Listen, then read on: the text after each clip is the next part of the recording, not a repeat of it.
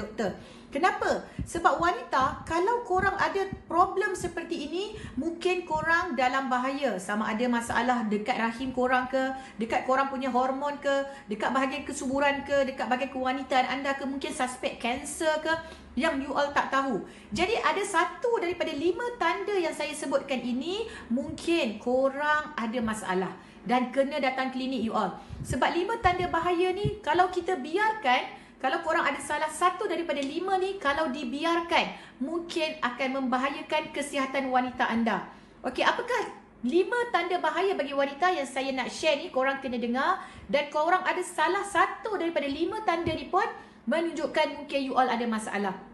Okey, korang wanita yang dah kahwin, yang bujang, yang belum kahwin, selagi mana umur 20 tahun dan ke atas. Sekiranya anda ada tanda-tanda yang pertama sekali, kalau korang tak pernah tahu dan tak pernah ambil tahu. Yang pertama sekali,